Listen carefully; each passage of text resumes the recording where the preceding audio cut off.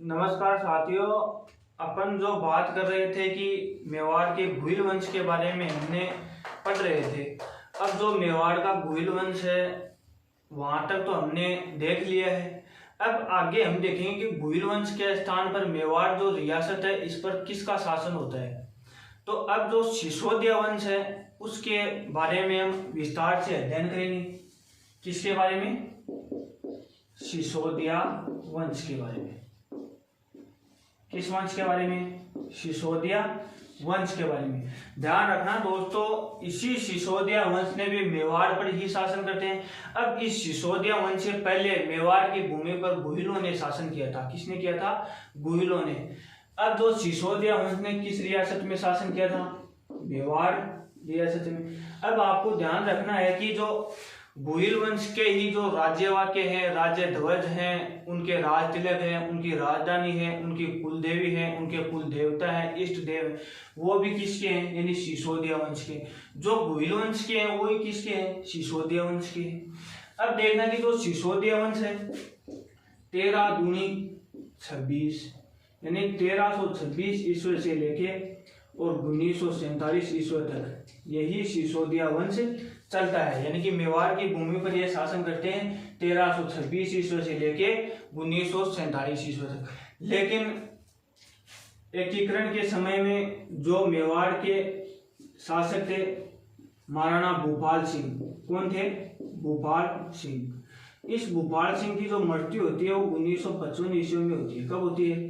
1955 ईस्वी में। लेकिन इसे 1947 के बाद में उदयपुर रियासत का विलय कर लिया जाता है एकीकरण में। तब इसे भूपाल सिंह को प्रधानमंत्री बना देते हैं एकीकरण के समय में। अब इसके बारे में तो हम आगे देखेंगे। पहले देखते हैं कि सिसोदिया वंश। ध्यान रखना, इस सिसोदिया वंश के जो संस्थापक हैं वो कौन है? राणा हमीर है। कौन है? राणा हमीर। और राणा हमीर ने 13 दूनी 26। ध्यान रखना, 13 दूनी 26 यानी कि 1326 ईस्वी में राणा हमीर ने मेवाड़ की रियासत में एक सिसोदिया वंश की नींव रख दी थी। किस वंश की नींव रखी थी? सिसोदिया वंश की। अब ये 13 दूनी 26 यानी 13 पंचों 65 होते हैं। आपको याद करना है एक कम, यानी कि 1364 ईस्वी तक ये सिसोदिया वंश के राजा के समय में यानी कि मेवाड़ रियासत में ये शासन करते हैं राणा हमीर। अब ध्यान रखना दोस्तों, ये राणा हमीर कौन था? एक है हरि सिंह, यानी कि राणा हमीर हरि सिंह के पुत्र थे और इसे अजय सिंह भी कहते थे। किसे कहते थे? हरि सिंह को। और जो हरि सिंह किसके पुत्र थे? लक्ष्मण सिंह के पुत्र थे। किसके पुत्र थे? हरि सिंह लक्ष्मण सिंह के पुत्र थे। अब ये लक्ष्मण सिंह किस स्थान पर शासन कर रहा था? एक जागीर थी सिसोदा ठिकाना। कौन सी जागीर है? सिसोदा। सिसोदा जागीर यानी कि ठिकाना या सिसोदा जागीर पर यह शासन कर रहे थे लक्ष्मण सिंह। और इस लक्ष्मण सिंह के पुत्र थे हरि सिंह और हरि सिंह के पुत्र थे राणा हमीर। अब ध्यान रखना दोस्तों, जो लक्ष्मण सिंह है इसके कुल 8 पुत्र थे। कितने पुत्र थे? 8। इनमें से 7 पुत्र तो और लक्ष्मण सहित खुद भी जो चित्तौड़गढ़ किले का प्रथम शाखा होता है 26 अगस्त 1303 ईस्वी, उसमें अलाउद्दीन खिलजी की तरफ से ये तो लड़ते हुए वीरगति को प्राप्त हो जाते हैं 6 माह के घेरे में। वो बात कौन कहता है? कुंभलगढ़ प्रसिद्धि। लेकिन जो हरि सिंह था, लक्ष्मण सिंह का पुत्र था, ये एक शक्तिशाली राजा था तो ये बच गया था और सिसोदा ठिकाना पर ये शासन कर रहा था। फिर इसी हरि सिंह का पुत्र था राणा हमीर और ये राणा हमीर एक नए वंश की नींव रखते हैं, सिसोदिया वंश की नींव रखते हैं दोस्तों। अब आपको देखना है कि जो मेवाड़ में गुहिल वंश चला था, कौन सा वंश? गुहिल वंश। ये दोस्तों 566 ईस्वी से लेके 1303 ईस्वी तक ये मेवाड़ की भूमि पर शासन करते हैं। कौन सा वंश? गुहिल वंश। अब आपको देखना है कि 1303 और 1326 ईस्वी के मध्य कि मेवाड़ रियासत पर शासन किस किस का अधिकार था। यानी कि 1303 से लेकर 1316 ईस्वी तक अलाउद्दीन खिलजी के अधिकार में था। किसके अधिकार में था? अलाउद्दीन खिलजी के अधिकार में। अब देखना कि अलाउद्दीन खिलजी 1303 में अपने पुत्र खिज्र खां को सौंप कर स्वयं कहाँ चला जाता है, दिल्ली चला जाता है। यानी कि 1303 ईस्वी से लेके 1316 ईस्वी तक जो चित्तौड़गढ़ के किले में जो शासन किया था वो खिज्र खां ने किया था, लेकिन अधिकार किसका था, अलाउद्दीन खिलजी का था।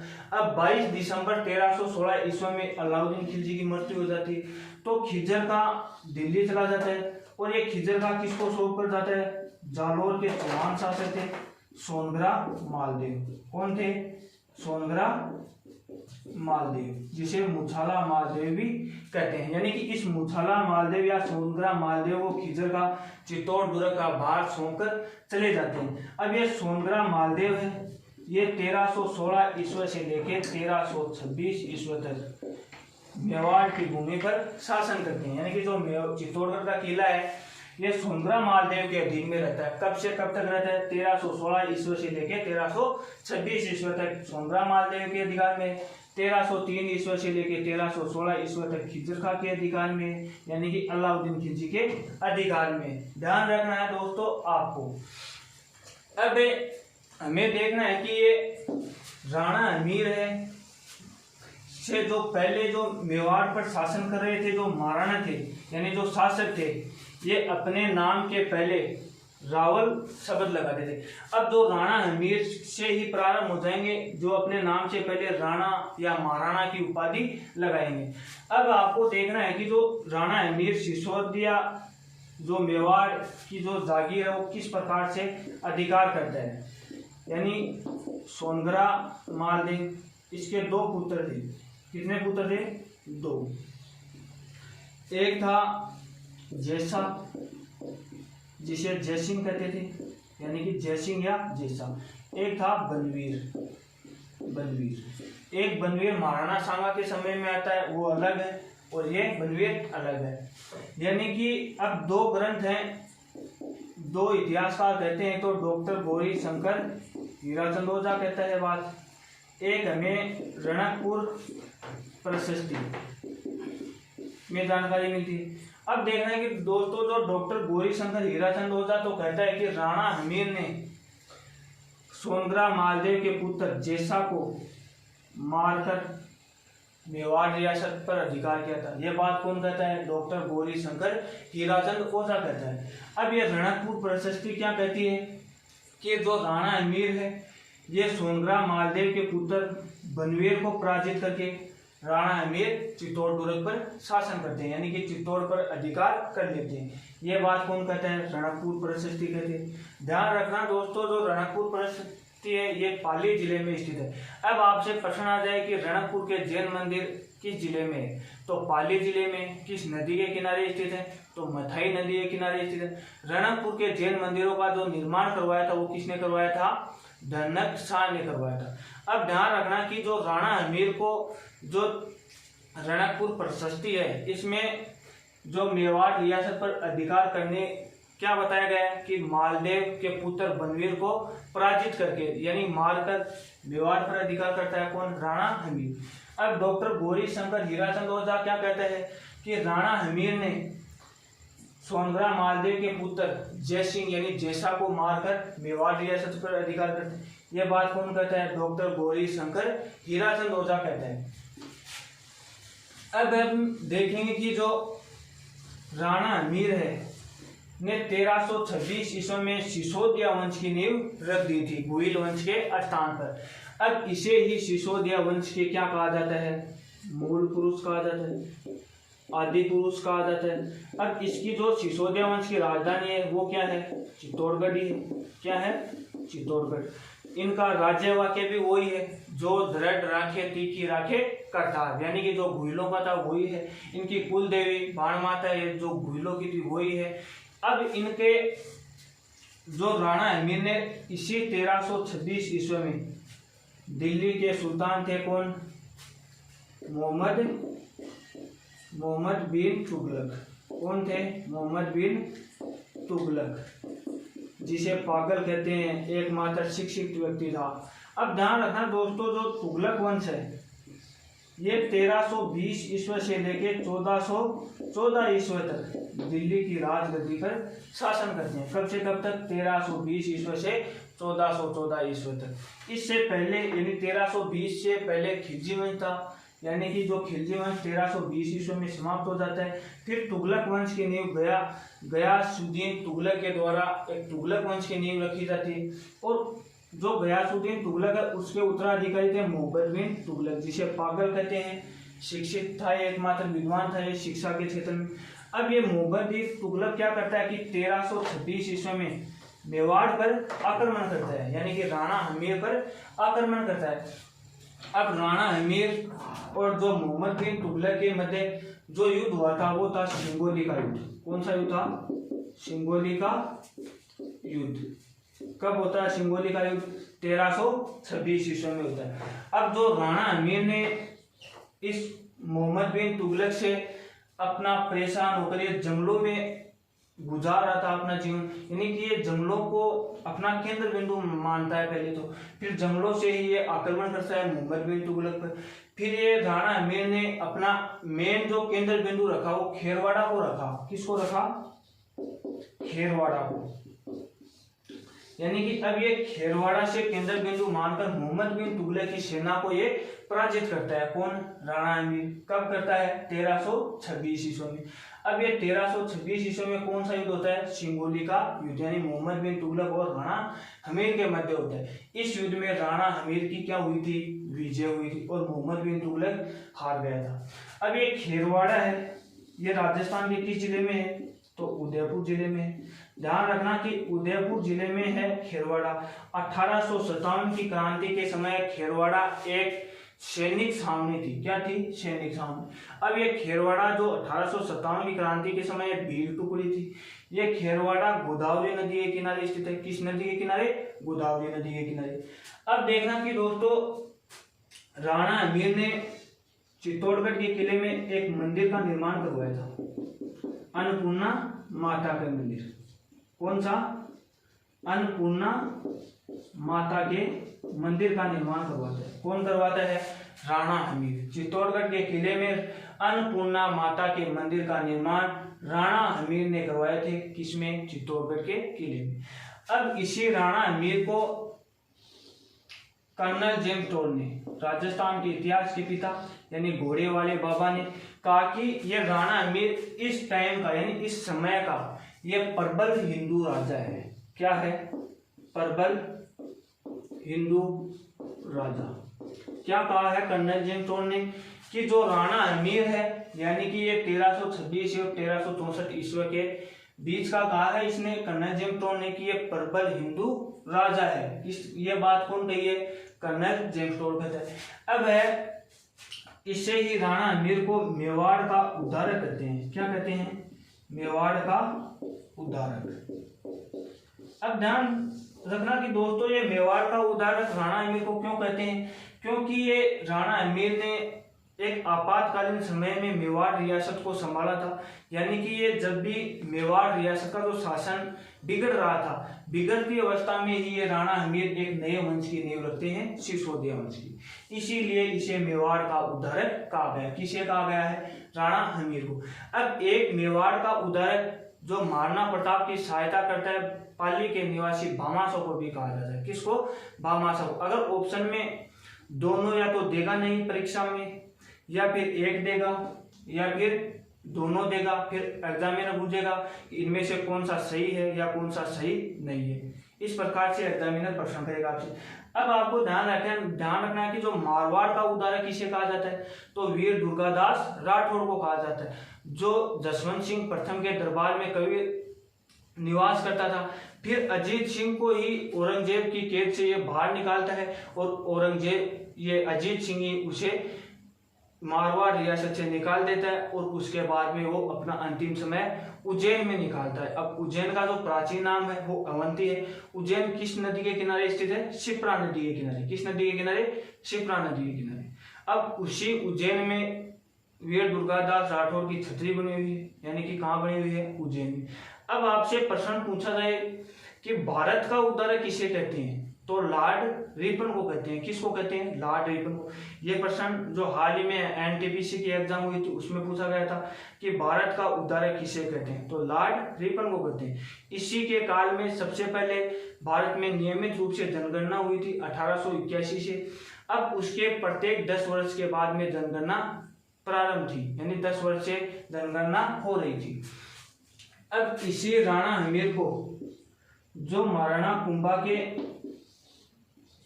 के द्वारा गीत गोविंद पर, किस पर, गीत गोविंद पर एक रसिक प्रिया लिखी हुई है। क्या लिखी हुई है, रसिक प्रिया टीका, यानी कि ये रसिक प्रिया महाराणा कुंभा लिखते हैं। किस पर लिखते हैं, गीत गोविंद पर लिखते हैं। अब इस रसिक प्रिया में राणा हमीर को क्या कहा गया है, वीर राजा। क्या कहा गया है, वीर राजा, यानी कि इसे राणा हमीर को वीर राजा उपाधि से सम्मानित किया गया। यह बात किस ग्रंथ में मिलती है, रसिक प्रिया की टीका पर। अब ये रसिक प्रिया किस पर लिखी हुई है, गीत गोविंद पर लिखी हुई है। अब ये रसिक प्रिया के रचयिता कौन है, महाराणा कुंभा है। अब ये गीत गोविंद के रचयिता कौन है, तो जयदेव। कौन है, जयदेव। अब ध्यान रखना दोस्तों कि प्रश्न आएगा कि मेवाड़ के किस शासक को वीर राजा की उपाधि सम्मानित थी, तो राणा हमीर को थी। अब वीर राजा की जो उपाधि है ये किस ग्रंथ में हमें जानकारी मिलती है, रसिक प्रिया पर जो लिखी हुई है, यानी कि रसिक प्रिया जो टीका है उसमें हमें जानकारी मिलती है। अब ये रसिक प्रिया किस पर लिखी हुई है, गीत गोविंद पर लिखी हुई। अब गीत गोविंद पुस्तक के लेखक कौन है, तो जयदेव है। अब ये महाराणा कुंभा रसिक प्रिया लिखते हैं। अब इसी राणा हमीर को एक है कीर्ति स्तंभ प्रशस्ति। क्या है, कीर्ति स्तंभ प्रशस्ति। इसमें राणा हमीर को कहा गया है कि विषम गाठी पंचानन। क्या कहा गया है, विषम गाठी पंचानन। अब ये प्रश्न आ सकता है कि विषम घाटी पंचानन मेवाड़ के किस महाराणा को कहा जाता है, तो राणा हमीर को कहा जाता है। अब ये विषम घाटी पंचानन किस, यानी कि ये राणा हमीर को ही कहा जाता है। इसकी बात हमें जानकारी कहाँ से मिलती है, कीर्ति स्तंभ प्रशस्ति से मिलती है दोस्तों। कहाँ से मिलती है, कीर्ति स्तंभ प्रशस्ति। अब ध्यान रखना जो दोस्तों ये कीर्ति स्तंभ प्रशस्ति है ये कहाँ पर लगी हुई है, चित्तौड़गढ़ के किले में। कहाँ पर, चित्तौड़गढ़ के किले में। अब ये कीर्ति स्तंभ प्रशस्ति है वो जैन आदिनाथ के यानी कीर्ति स्तंभ है उस पर ये उत्तीर्ण है। अब इस कीर्ति स्तंभ प्रशस्ति के जो रचयिता है वो है अत्रि, और ये किसके द्वारा पूर्ण किए जाते हैं, अत्रि के पुत्र महेश के द्वारा इसे पूर्ण कर देते हैं। यानी कि जो कीर्ति स्तंभ प्रशस्ति के रचयिता कौन है, अत्रि पुत्र महेश। अत्रि के द्वारा प्रारंभ किया जाता है और महेश के द्वारा पूर्ण लिखी जाती है। अब ध्यान रखना कि ये विजय स्तंभ पर लिखी हुई नहीं है, कभी आप कर दो कि विजय स्तंभ पर, यह है जैन आदिनाथ पर।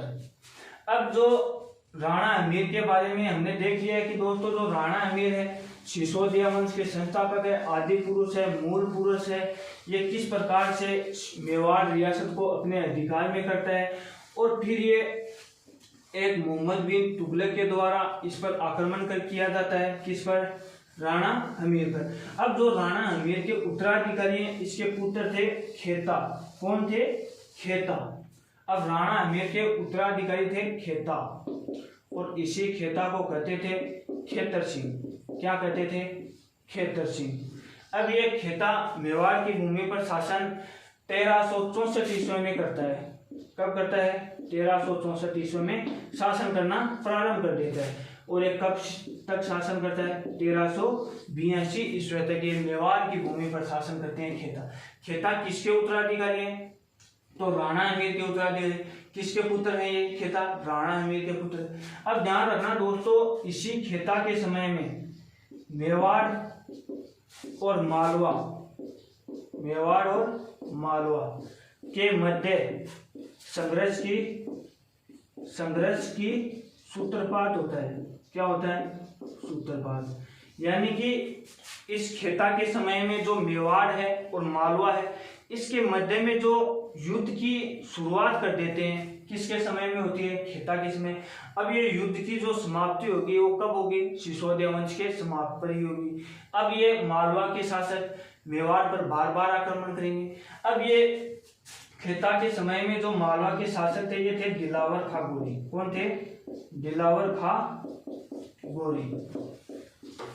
इसी दिलावर खां गोरी को खेता पराजित कर देता है और फिर मालवा और मेवाड़ के मध्य संघर्ष की शुरुआत हो जाती है, यानी कि संघर्ष का सूत्रपात हो जाता है दोस्तों। अब इसी खेता के समय में हाड़ौती, कौन सा प्रदेश? हाड़ौती प्रदेश। अब हाड़ौती किसको कहते थे?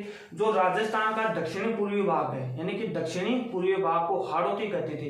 अब इस हाड़ौती प्रदेश में राजस्थान के 4 जिले आते थे। कितने जिले आते थे? 4। कौन कौन से आते थे? कोटा, बूंदी, बारा और झालावाड़। यानी हाड़ौती प्रदेश में 4 जिले आते हैं, कोटा, बूंदी और बारा और जिला। अब ध्यान रखना कि हाड़ौती प्रदेश में हाड़ाऊ चौहानों ने शासन किया था और इसी हाड़ौती प्रदेश में सबसे प्राचीन रियासत थी बूंदी, जो बूंदा नामक मीणा के नाम पर बूंदी शब्द पड़ता है। अब इस बूंदी के शासक थे लाल सिंह। कौन थे? लाल सिंह। ध्यान रखना दोस्तों, खेता यानी इस लाल सिंह पर आक्रमण करता है, यानी कि ये लाल सिंह भी किस पर आक्रमण करता है? खेता पर आक्रमण करता है। अब ये खेता और लाल सिंह दोनों ही युद्ध में क्या हो गए? वीरगति को प्राप्त हो गए, यानी दोनों ही मारे गए। इन दोनों के मध्य नॉर्मल युद्ध होता है, उनमें खेता भी मारा जाता है और बूंदी के शासक लाल सिंह भी मारा जाता है। अब ध्यान रखना दोस्तों, खेता है 1364 ईस्वी से 1382 ईस्वी तक मेवाड़ की भूमि पर शासन करते हैं। खेता किसके पुत्र थे? राणा हमीर के पुत्र थे।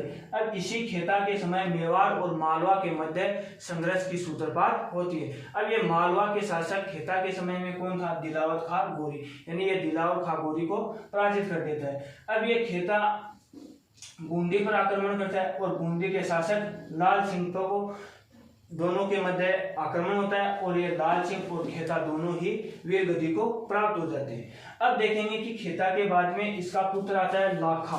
कौन आता है? महाराणा लाखा। अब देखना कि दोस्तों, जो महाराणा लाखा खेता के तो पुत्र हैं, लेकिन राणा हमीर के पुत्र हैं। किसके हैं? राणा हमीर के पुत्र। कौन है? महाराणा लाखा। महाराणा लाखा। इसी को कहते थे लक्ष्य सिंह।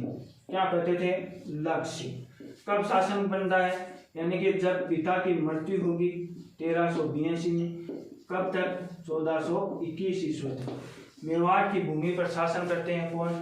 महाराणा लाखा। ध्यान रखना दोस्तों, महाराणा लाखा 1382 ईस्वी से लेकर 1421 ईस्वी तक मेवाड़ की भूमि पर शासन करते हैं। कौन? महाराणा लाखा। अब ये महाराणा लाखा जैसे ही राजगद्दी पर बैठ जाते हैं, उसके बाद में पहले तो अपने पिता का बदला लेने के लिए यानी कि बूंदी पर आक्रमण करते हैं। कहाँ पर करते हैं? बूंदी पर। और बूंदी पर किस स्थान पर? तारागढ़ के किले पर। ध्यान रखना, एक अन्य तारागढ़ का किला राजस्थान के अजमेर जिले में, एक तारागढ़ का किला बूंदी में है। इसे तिल स्टीमन का किला कहा जाता है। और जो अजमेर का तारागढ़ का किला है उसे जिब्राल्टर कहते हैं और उसे ही अजय मेरुदुर्ग कहते हैं। अब ये बूंदी के तारागढ़ के किले पर आक्रमण करता है महाराणा लाखा। अब महाराणा लाखा अपनी सेना लेकर कहाँ चला जाता है? बूंदी के तारागढ़ के किले। अब ये जैसे ही सेना लेकर जाता है तब ये एक वचन ले लेता है, यानी एक प्रतिज्ञा लेता है कि जब तक मैं बूंदी के किले को नहीं जीत लूं तब तक मैं अन्न जल ग्रहण नहीं करूंगा। क्या नहीं करूंगा? अन्न जल ग्रहण नहीं करूंगा। अब जो महाराणा लाखा की जो सेना थी ये सोच में पड़ गई कि अब महाराणा अन्न भी नहीं ग्रहण करेंगे, जल भी नहीं करेंगे, तो हम इस तारागढ़ के किले पर विजय ही प्राप्त करेंगे। तब महाराणा लाखा की सेना के द्वारा एक नकली मिट्टी का किला बनाती है। किसका?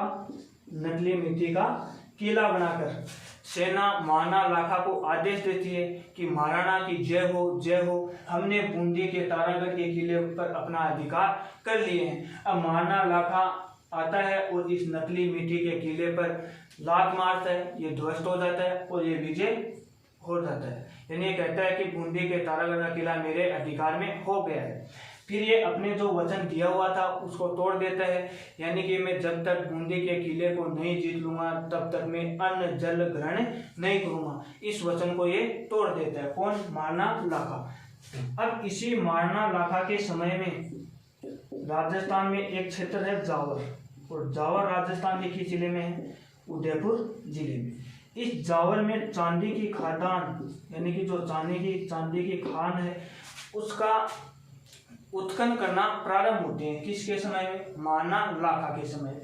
अब जो चांदी निकलती है ये अकेले नहीं निकलती है, ये एक शीशा और जस्ता दोनों जुड़वा भाई है, यानी कि जुड़वा खनिज कहते हैं, जुड़वा भाई है। इसके साथ में चांदी निकाली जाती थी और शीशा जस्ता भी चांदी के साथ में निकाला जाता था। तो ये कहाँ से प्राप्त होता था? जावर से, यानी जावर क्षेत्र कहाँ किस जिले में? उदयपुर में।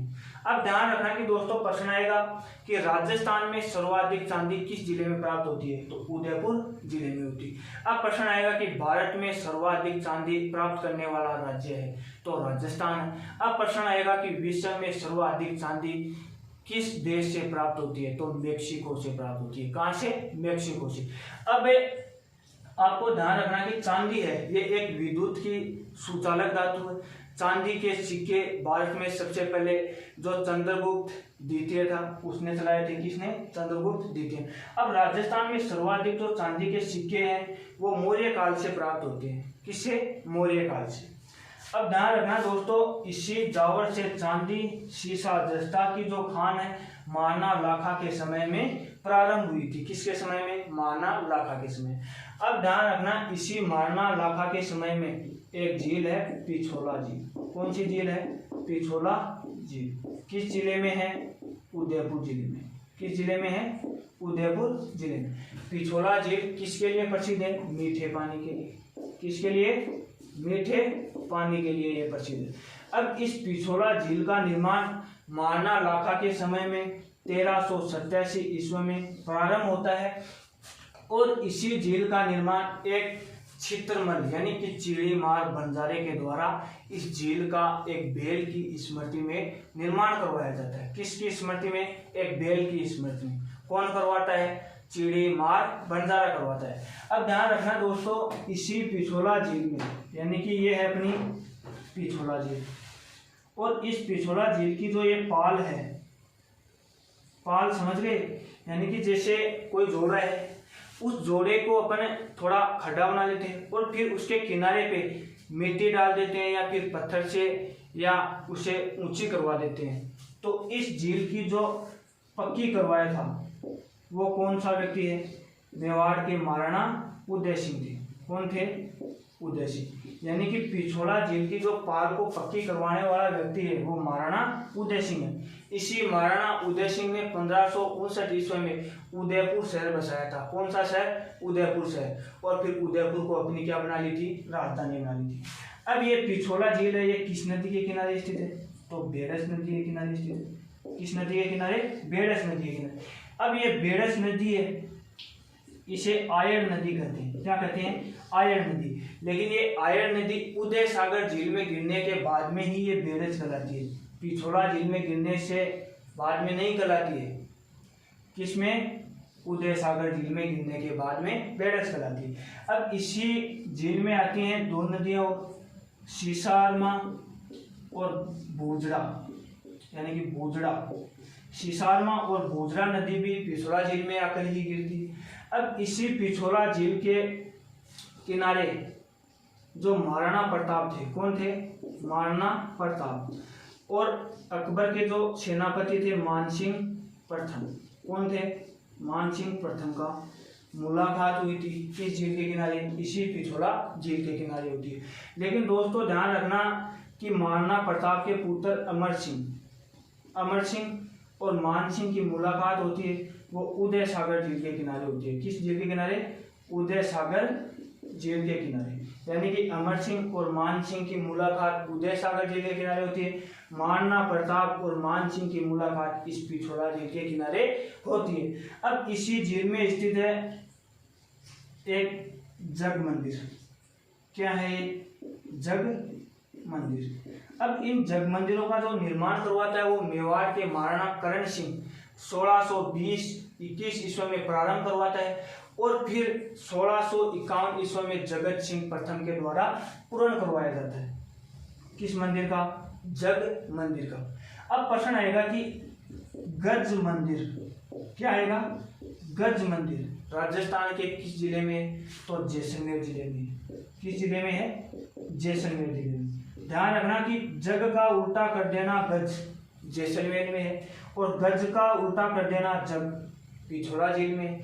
अब इसी जग मंदिरों में जो शहजादा खुर्रम था यानी सांझा था, ये गुजरात अभियान से लौट रहा था, तब इसी जग मंदिरों में ये शरण लेता है। फिर इन्हीं जग मंदिरों को देखकर ये अपनी पत्नी की यानी कि मुमताज की याद में ताजमहल का निर्माण करवाता है। और इन्हीं जग मंदिरों में जो 1857 की क्रांति हुई थी राजस्थान में, जो एकमात्र ऐसी सैनिक छावनी थी जो राजस्थान से बाहर थी, नीमच। अब जो नीमच से भागे हुए सैनिक थे वो भी कहाँ पर आकर शरण लिए थे? इन्हीं जग मंदिरों में शरण लेते हैं। अब इन्हीं जग मंदिरों में शरण दी थी किसने? मेवाड़ के महाराणा स्वरूप सिंह। अब ये स्वरूप सिंह है, ये 1857 की क्रांति के समय में अंग्रेजों की सहायता करने वाला राजस्थान का प्रथम व्यक्ति है दोस्तों। कौन सा है? प्रथम व्यक्ति। और जो मेवाड़ रियासत का जो पॉलिटिकल एजेंट था ये मेजर सावर सिंह था। कौन था? मेजर सावर सिंह। राजस्थान की एकमात्र ऐसी छावनी थी यानी जो राजस्थान से बाहर थी, नीमच, लेकिन अधिकार किसका था? मेवाड़ रियासत पर था, यानी मेवाड़ के महाराणा के अधिकार में आती थी। अब इसी झील के किनारे स्थित है जगनिवास महल। क्या है? जगनिवास महल। इस जगनिवास महलों का निर्माण 1776 ईस्वी में करवाता है। कब? 1776 ईस्वी में। कौन करवाता है? जगत सिंह द्वितीय। कौन करवाता है? जगत सिंह द्वितीय। यानी कि ध्यान रखना दोस्तों, जग मंदिरों का निर्माण करण सिंह ने प्रारंभ करवाया था और जगत सिंह प्रथम ने पूर्ण करवाते हैं। अब ये जगनिवास महलों का निर्माण जगत सिंह द्वितीय के द्वारा पूर्ण करवाया जाता है। इसी झील के किनारे स्थित है नटनी का चबूतरा। किसका? नटनी का चबूतरा। अब दोस्तों ध्यान रखना, इस नटनी का जो प्राचीन नाम था ये गलकी था। क्या था? गलकी।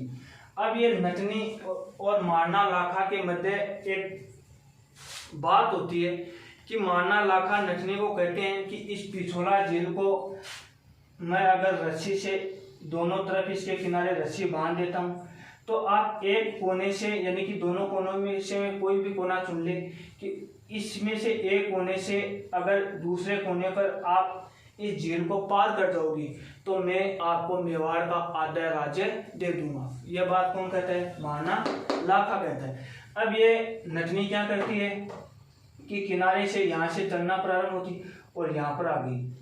अब ये मारना लाखा को पता चल गया कि ये सोचता है कि ये तो ले लेगी यानी कि आधा राज्य जाएगा।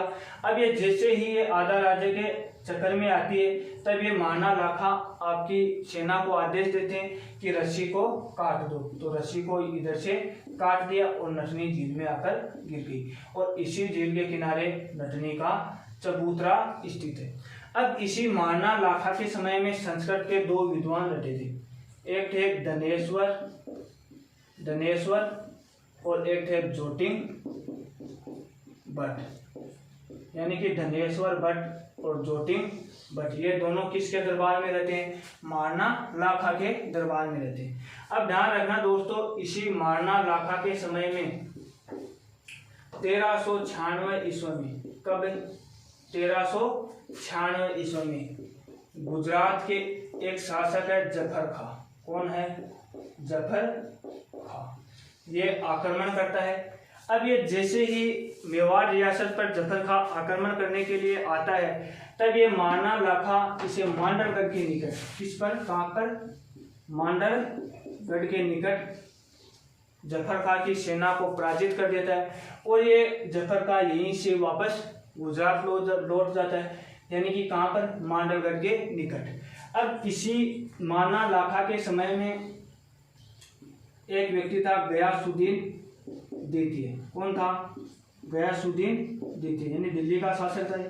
ये क्या करता है कि जो मेवाड़ रियासत थी इस पर कर वसूली कर रहा था, और वो कर ये वसूली करने वाला कौन सा कर लगा रखा था? तीर्थ कर। कौन सा कर? तीर्थ कर। यानी कि महाना लाखा के समय में मेवाड़ से गयासुद्दीन द्वितीय तीर्थ कर की वसूली करता था। अब ये महाना लाखा जनता को ये मतलब जनता को आज़ाद करवाने के लिए ये इस गयासुद्दीन द्वितीय से आक्रमण करता है। और कहाँ पर करता है?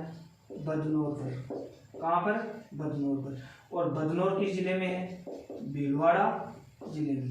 यानी इस बदनौर के निकट गयासुद्दीन द्वितीय को यह पराजित कर देता है, और ये हिंदुओं के ऊपर लगा हुआ था तीर्थकर, इसे हमेशा के लिए समाप्त कर देता है। कौन? महाना लाखा। अब यानी कि ये भी एक महाना लाखा की एक बहुत ही बड़ी बात थी कि हिंदुओं पर तीर्थकर को समाप्त कर दिया। किससे? गयासुद्दीन द्वितीय। अब प्रश्न आएगा दोस्तों कि महाना लाखा के समय में गयासुद्दीन द्वितीय ने कौन सा कर वसूली करता था? तो तीर्थकर। कहाँ पर इसे पराजित किया? बदनौर के निकट। और बदनौर किस जिले में है?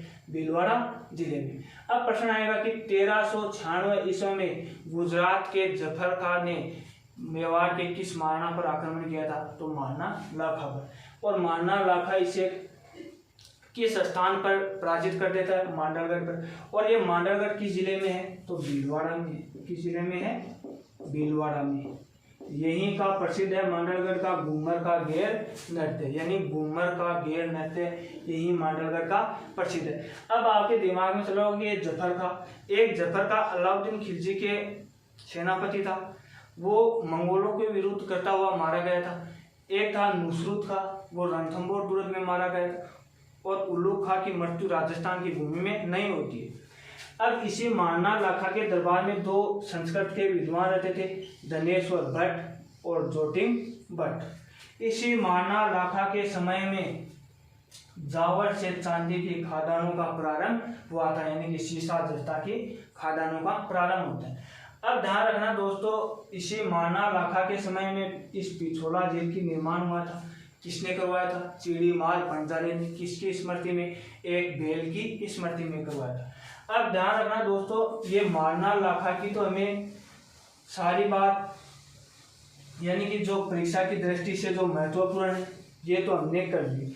अब जो महाना लाखा के बाद में इसका उत्तराधिकारी था, एक तो है कि महाना लाखा के पुत्र थे राणा चुंडा। कौन थे? राणा चुंडा। और इसी महाना लाखा के पुत्र थे मोकल। कौन थे? मोकल। यानी इसके दो पुत्र हैं, इसकी भी बात करते हैं। एक था राणा चुंडा और एक था मोकल। अब ध्यान रखना दोस्तों, ये महाना लाखा के समय में इसके पुत्र राणा चुंडा को मेवाड़ का भीष्म पिता कहा जाता है। क्या कहा जाता है?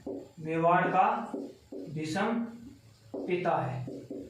यानी कि मेवाड़ का भीष्म पिता किसको कहा जाता है? राणा चुंडा को कहा जाता है। अब एक है राव चूड़ा, वो मारवाड़ के राठौड़ों का शासक था, यानी कि राठौड़ वंश के वास्तविक संस्थापक थे। अब ध्यान रखना दोस्तों, इसी महाना लाखा के साथ में मारवाड़ के शासक जो रणमल था, कौन था? रणमल। ये रणमल क्या करता है कि इसके एक बहन थी हंसाबाई। कौन थी? हंसाबाई। अब ये रणमल किसका पुत्र था? राव चूड़ा का था। राव चूड़ा का। अब ये राव चूड़ा की पुत्री है हंसाबाई। अब ये रणमल हंसाबाई का विवाह करने के लिए अपने दास को भेजता है, सगाई का नारियल भेजता है। किसके दरबार में? महाना लाखा के दरबार में। किसके लिए भेजता है? महाना लाखा के पुत्र राणा चुंडा के लिए दरबार में भेजता है अपनी बहन हंसाबाई का सगाई का नारियल। एक दास के द्वारा राणा चुंडा के लिए भेजता है, लेकिन ये राणा चुंडा दरबार में उपस्थित नहीं था। अब ये महाना लाखा दरबार में ही था। ये अपने मन में कहता है कि मेरी इस उम्र में मेरे साथ ये मजाक किसने किए। यानी कि लगभग महाना लाखा की जो उम्र थी वो 84 वर्ष थी। कितनी थी? 84 वर्ष। और जो हंसाबाई थी ये 20 वर्ष की थी। कितने थी? यानी 20 वर्ष और 84 वर्ष। अब महाराणा लाखा के दरबार में आया हुआ था जो दास, वो वापस कहाँ चला गया? रणमल के पास में। अब रणमल को जाकर वो सारी बात बताता है, कहता है कि महाराणा ने तो ये कहा कि इस उम्र में मेरे साथ में मजाक किसने किया। अब रणमल दास को पुनः भेजता है लाखा के दरबार में और कहता है कि आप तभी एक शर्त पर जो हंसाबाई का विवाह करना कि आप महाराणा से कहना कि जो हंसाबाई से जो उत्पन्न संतान होगी वो ही आपका अगला उत्तराधिकारी होगा, तभी हम अपनी बहन का विवाह है आपके साथ में तय करेंगे।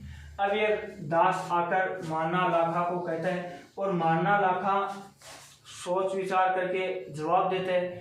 ये अपने मन में सोचता है कि लास्ट टाइम चल रहा है अपना, यानी 84 वर्ष, 1-2 साल और चाहिए, 20 वर्ष की है। तो इसने सोच समझ के जवाब दे दिया और हाँ कर दिया कि हंसाबाई का विवाह लाखा के साथ में तय हो गया। किसके साथ में? महाराणा लाखा के साथ में दोस्तों। अब ये महाराणा लाखा के साथ में विवाह कर देते हैं कौन? रणमल। अब इसकी हंसाबाई और महाराणा लाखा से जो उत्पन्न संतान थी वो कौन था? मोकल। अब ये जब महाराणा लाखा की मृत्यु हुई थी तब ये मोकल केवल 12 माह का था। कितना का था? 12 माह का, यानी कि 1 वर्ष का था। और विवाह के 13 महीने का, यानी कि महाराणा लाखा के विवाह से अपन बात करते हैं तो ये 13 माह का था। अब इसी 13 माह से याद रखना अकबर का राज्याभिषेक भी 13 वर्ष, यानी 13 माह से 13 वर्ष याद रखना कि अकबर का राज्याभिषेक भी 13 वर्ष की उम्र में होता है। लेकिन जो मोकल है विवाह से महाराणा लाखा के 13 माह का था। अब ये 12 माह का था कब? महाराणा लाखा की मृत्यु के समय। जब महाराणा लाखा की मृत्यु होती है 1421 ईस्वी में, तब ये महाराणा लाखा मोकल और राणा सुंदा को अपने दरबार में बुलाता है और कहता है कि इस राणा सुंदा को कि आप मोकल का संरक्षण बनकर रहना, यानी संरक्षक बनकर रहना। अब ध्यान रखना दोस्तों, ये मोकल के संरक्षक बनकर रहता है कौन? राणा सुंदा। अब ये राणा सुंदा की जो सौतेली माँ है ये हंसाबाई बन गई। अब इसी राणा सुंदा का एक भाई था राघव देव, अलग से था। कौन था? राघव देव। अब ये मेवाड़ के इसे भीष्म पितामह कहा गया। क्यों कहा गया? क्योंकि ये राणा सुंदा ने महाराणा लाखा यानी इसके पिता के जो वचन दिया हुआ था उसको ये निभा रहा था। कौन? राणा सुंदा। और राणा सुंदा ने इसी 12 माह यानी 1 वर्ष की उम्र में इस मोकल का राज्याभिषेक कर देते हैं। चित्तौड़गढ़ के किले में इसका राज्याभिषेक करते हैं। अब ये मोकल का संरक्षण बनकर रहता है। अब देखना है कि जो महाराणा लाखा के उत्तराधिकारी थे वो कौन थे? महाराणा मोकल। कौन थे? महाराणा मोकल। अब ये महाराणा मोकल है, ये 1421 ईस्वी से लेके 1433 ईस्वी तक मेवाड़ की भूमि पर ये शासन करते हैं। कौन? मोकल। मोकल किसके पुत्र हैं? महाराणा लाखा के। मोकल की माता है वो कौन है? हंसाबाई। कौन है? हंसाबाई। अब ये मोकल के जो बचपन में इसका संरक्षण था, यानी संरक्षक कौन था? इसका भाई राणा सुंदा था। कौन था? राणा सुंदा। लेकिन इसका दूसरा संरक्षक हंसाबाई बनवाती है किसको? अपने भाई रणमल को। किसको? रणमल को। इसका दूसरा संरक्षण था कौन? रणमल। अब आपको ध्यान रखना है दोस्तों, ये मोकल है, ये यानी कि ये बचपन था, यानी छोटा था। अब ये हंसाबाई एक चाल चलती है किसके विरुद्ध? राणा सुंदा के विरुद्ध। किसके विरुद्ध? इस राणा सुंदा के विरुद्ध। अब ये राणा सुंदा क्या करता है कि हंसाबाई से परेशान हो जाता है, यानी कि ये हंसाबाई राणा सुंदा को शक के दायरे में इसे देखती है। अब ये शक से देखता है तो राणा सुंदा मालवा चले जाते हैं। कहाँ चले जाते हैं? मालवा। और मालवा के शासक थे होंस गसाय। कौन थे? होंस गसाय। यानी कहाँ चले गए? मालवा। और मालवा के शासक कौन थे? होंस घसा है, यानी इस होंस घसा के दरबार में राणा सुंडा चले जाते हैं और अपना जीवन यहाँ पर बिताते हैं। अब पीछे से हंसाबाई चाल चल रही थी ये तो पहले से कि राणा सुंडा को तो निकाल दिया, यानी कि राणा सुंडा की सौतेली माँ भी थी, फिर भी इन्हें निकाल दिया। ये मौका का सिलेक्शन था। राणा सुंडा अपने पिता माना लाखा के कहे अनुसार चल रहा था, फिर भी इन्हें दरबार से निकाल देती है, चला गया। अब ये हंसाबाई क्या करती है, अपने भाई रणमल को बुला लेती है। किसको? रणमल को। अब इसी रण से दोस्तों ध्यान रखना, रण एक राजस्थान का लोक नृत्य है। रण ये मेवाड़ का प्रसिद्ध है, यानी उदयपुर का प्रसिद्ध है। जो रण नृत्य है वो सरगड़े जाति के पुरुषों के द्वारा किए जाते हैं, यानी कि केवल पुरुषों के द्वारा ही किया जाता है रण नृत्य। कहाँ का प्रसिद्ध है? मेवाड़ का है। किस जाति के द्वारा किया जाता है? तो सरगड़े जाति के द्वारा रण नृत्य किया जाता है। अब ये रणमल को मेवाड़ बुला लेती है, मारवाड़ से हंसाबाई। फिर ये रणमल क्या करता है कि जो सिसोदिया सरदार थे ये इनसे परेशान हो गए थे रणमल से, क्योंकि रणमल जो मेवाड़ के ऊंचे ऊंचे पद थे उन पर अपना शासन कर रहा था और इसका दिन प्रतिदिन वर्चस्व बढ़ रहा था। यानी इसका जो रणमल का जो प्रभाव था वो पूरे मेवाड़ रियासत में फैल रहा था। अब इससे सिसोदिया सरदार परेशान हो गए, और ये परेशान हो गए थे तभी रणमल ने क्या की, एक चाल राणा सुंडा के भाई राघव देव, कौन थे? राघव देव की हत्या कर दी। अब इसकी हत्या कर देते हैं। इसके बाद में तो राठौड़ और सिसोदिया के मध्य खाई, यानी कि जो युद्ध की आशंका थी वो जड़ थी, वो और ज्यादा चली गई। यानी कि एक व्यक्ति की हत्या कर देते हैं, वो भी किसकी? राणा सुंडा के भाई की। तब तो युद्ध की यानी कि जो जड़ें हैं वो तो गहरी जाएगी, पता है आपको भी, हमें भी। अब ये इसकी हत्या कर देते हैं। अब सिसोदिया सरदार क्या करते हैं, इसी राणा सुंडा को बुलाते हैं पुणे। फिर ये राणा सुंडा आता है। अब ये मुगल क्या करता है कि एक रामपुर का युद्ध होता है। कौन सा? रामपुर का युद्ध कहाँ पर होता है? नागौर में होता है। कब होता है? 14 दूनी 28। कब होता है? 14 दूनी 28 में रामपुर का युद्ध होता है। किस जिले में होता है? नागौर में। अब नागौर को ही राजस्थान की धातु नगरी कहते हैं, औजारों की नगरी कहते हैं। अहि छतरपुर नागौर का प्राचीन नाम था, यानी अहि छतरपुर नागौर को ही कहते थे। अब ये 1428 में नागौर के शासक थे फिरोज खां। कौन थे? फिरोज खां। अब इस फिरोज खां की सहायता करने के लिए गुजरात से सेना आती है। कहाँ से आती है? गुजरात से सेना। अब होता क्या है कि दोस्तों मुगल फिरोज खां को पराजित कर देता है और गुजरात की सेना भी इससे बुरी तरह से हार जाती है और मुगल का रामपुर युद्ध में क्या होती है? विजय होती है। 1428 ईस्वी में होता है, यानी 14 दूनी 28 ईस्वी में होता है। अब ये गुजरात की सेना तो पराजित हो गई, लेकिन 1438 ईस्वी के 28 ईस्वी के 5 साल बाद कौन सी साल आती है? 1433 ईस्वी। अब 1433 ईस्वी में इसी गुजरात के शासक थे अहमद शाह। ये क्या करते हैं कि इस मुगल के ऊपर आक्रमण करते हैं, यानी कि मेवाड़ पर आक्रमण करते हैं अहमद शाह। लेकिन ये जैसे ही मुगल अपनी सेना लेकर अहमद शाह पर आक्रमण करने के लिए जाता है, तभी भी रास्ते में एक जगह आती है झीलवाड़ा। कौन सी जगह है? झीलवाड़ा। और ये झीलवाड़ा किस जिले में है? तो उदयपुर जिले में स्थित है। अब इस झीलवाड़ा नामक स्थान पर मुगल अपना सेना का शाही शिविर लगाता है। फिर ये झीलवाड़ा में ही क्या करता है कि खेता के 2 दासी के पुत्र थे, वो थे चाचा और मेरा। कौन थे? चाचा और मेरा। ध्यान रखना दोस्तों, ये चाचा और मेरा जो महाराणा खेता हैं के दासी के पुत्र थे, ये चाचा और मेरा। अब ये मुगल इस चाचा और मेरा को ये जंगलों में एक बात पूछता है कि इस एक पेड़ होता है, उस पेड़ का नाम पूछता है इन चाचा और मेरा से। लेकिन ये चाचा और मेरा की जो माता थी खातिन जाति की थी, और कहते हैं कि वो जो पेड़ था वो भी एक खातिन ही उसका नाम था, यानी पेड़ का नाम क्या था? खातिन। तो ये चाचा और मेरा क्या है कि मुगल से क्या हो गए, यानी इसके विपरीत हो गए। किसके? चाचा और मेरा मोकल के विपरीत हो गए, यानी कि नाराज हो गए। अब ये चाचा और मेरा मोकल का बदला लेना चाहते हैं, यानी इसकी मृत्यु करना चाहते हैं। अब ये चाचा और मेरा ने एक व्यक्ति है महपा पंवार, कौन है? महपा पंवार। इस महपा पंवार की सहायता से मिलकर झीलवाड़ा नामक स्थान पर इस मोकल की क्या कर दी? हत्या कर दी। क्या कर दी? हत्या।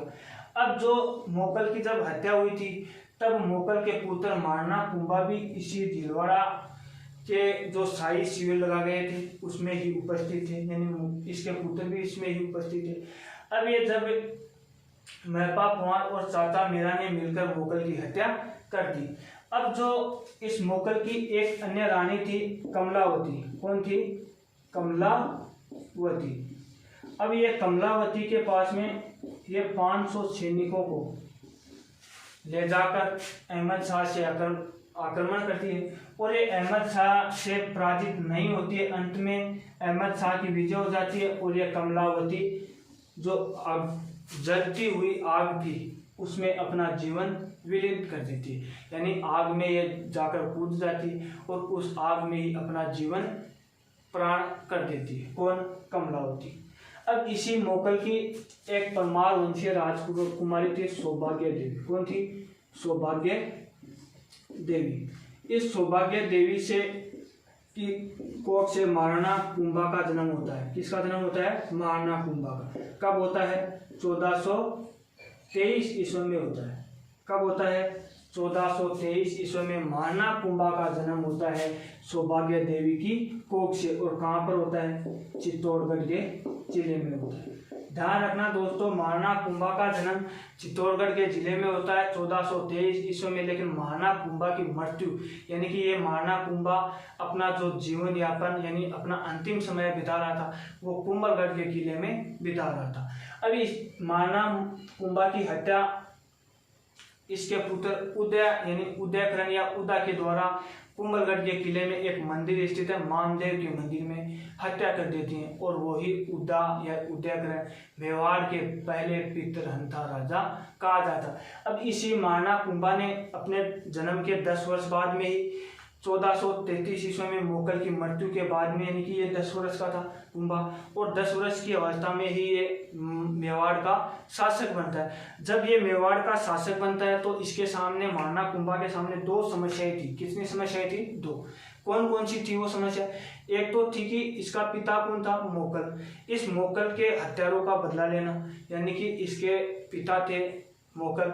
अब इसके मोकल की हत्या किसने की थी? महपा पंवार और चाचा मेरा ने मिलकर की थी। तो ये एक तो महपा पंवार और चाचा मेरा की हत्या करना चाहता, एक तो ये थी। दूसरी इसकी समस्या थी रणमल की। अब रणमल का जो राठौड़ शासक था इसका प्रभाव किस पर पड़ रहा था? सिसोदिया सरदारों पर था। अब ये सिसोदिया सरदारों पर इसका प्रभाव था तो ये सिसोदिया के जो मन में डर था रणमल का प्रभाव को बाहर निकालना, तो रणमल की एक समस्या थी। अब ये महाराणा कुंभा दोनों ही समस्या का समाधान कर लेता, एक राजनीति विधि से करता है, यानी कि ये राजनीति विधि से एक चाल चलता है, उसी विधि के तहत में ये अपनी दोनों समस्याओं का हल कर लेता है। अब इसी महाराणा कुंभा को राजस्थान की स्थापत्य कला का जनक कहा जाता है, क्योंकि दोस्तों जो राजस्थान के सर्वाधिक मंदिरों के किलों के निर्माण यही करवाता है। कहते हैं कि मेवाड़ में जो 84 किले हैं उनमें से 32 दुर्गों का निर्माण केवल महाराणा कुंभा ने करवाए थे। तो मारवाड़ में सर्वाधिक किलों के निर्माण किसने करवाए थे? तो महादेव ने करवाए थे। तो मेवाड़ में कुंभा करवाता है। इसी महाराणा कुंभा को कहते हैं कि हिंदू सुल्ताना, अभिनव भट्टाचार्य, छाप गुरु, हाल गुरु, नारायण, राय, रायन आदि नामों से इन्हें जाना जाता है। अब इन्हें महाराणा कुंभा के समय में मालवा के मध्य, मेवाड़ के मध्य, अन्य रियासतों के मध्य और जो जोधपुर की जो गद्दी थी मंडोर को लेकर विवाद होता है। यानी कि इस महाराणा कुंभा के बाद में बहुत ही ज़्यादा मेवाड़ का जो क्षेत्र था ये मिलाता भी है और मेवाड़ के क्षेत्र में जितने सर्वाधिक आक्रमण भी होते हैं इसी के समय में, लेकिन मेवाड़ में सर्वाधिक आक्रमण तो महाराणा प्रताप के थे। अब ध्यान रखना दोस्तों, महाराणा मोकल के बाद में इसके पुत्र मारना कुंभा मेवाड़ की गद्दी पर शासन करते हैं दोस्तों। कौन करते हैं? मारना कुंभा। अब दोस्तों हमने देखा था कि आज के वीडियो में कि जो भूहिल वंश था, यह भूहिल वंश तो समाप्त हो गया और एक भूहिल वंश के स्थान पर एक सिसोदिया वंश की नींव रखी गई थी। अब इस सिसोदिया वंश के संस्थापक राणा हमीर हैं। 1326 ईस्वी में राणा हमीर ने सिसोदिया वंश की नींव रखी थी। इसी राणा हमीर को मूल पुरुष, आदि पुरुष कहा जाता है, मेवाड़ का उद्धारक कहा जाता है, विषम घाटी पंचानन कहा जाता है, वीर राजा कहा जाता है, प्रबल हिंदू राजा कहा जाता है। किसको कहा जाता था? राणा हमीर को। अब इन्हीं राणा हमीर ने मेवाड़ में यानी चित्तौड़गढ़ के किले में एक अन्नपूर्णा माता के निर्माण करवाया था। इसी राणा हमीर के समय में सिंगोली का युद्ध होता है। कौन सा युद्ध होता है? सिंगोली का युद्ध। कब होता है वो सिंगोली का युद्ध? किनके मध्य होता है? यानी मोहम्मद बिन तुगलक और राणा हमीर के मध्य होता है। अब राणा हमीर के बाद में उत्तराधिकारी उसके पुत्र थे खेता। खेता के साथ में मेवाड़ और मालवा के मध्य जो संघर्ष की शुरुआत होती है वो हो जाती है दोस्तों। अब जो एक है तारागढ़ का किला बूंदी का, उसके साथ में भी जो मेवाड़ और हाड़ौती यानी कि जो बूंदी का तारागढ़ का किला है, उसके समय में भी जो बूंदी के शासक थे लाल सिंह को पराजित कर देते और दोनों युद्ध में पराजित हो जाते। अब उस खेता के बाद में आता है मारनार लाखा। अब मारनार लाखा के समय में पहले तो ये बूंदी के किले पर विजय प्राप्त करना चाहते हैं। उसके बाद में मारनार लाखा के समय में जावर की खानों का उद्गम प्रारंभ हुआ था। उसी मारनार लाखा के समय में एक पिछोला जेल का निर्माण होता है और उसी मारनार लाखा के दरबार में 2 संस्कृत के विद्वान रहते थे, जोटिंग भट्ट, धनेश्वर भट्ट, यानी आदि मारनार लाखा के समय की थी बात। अब आता है मारनार लाखा के बाद में इसके पुत्र थे। कौन थे? अभी हमने चर्चा की थी। अब देखें कि दोस्तों ये सिसोदिया वंश कब प्रारंभ हुआ और कब समाप्त होगा, यानी कि जो भारत आज़ाद होगा तभी ये समाप्त हो गया। आज का हमारा ये वीडियो यही तक है। जय हिंद साथियों।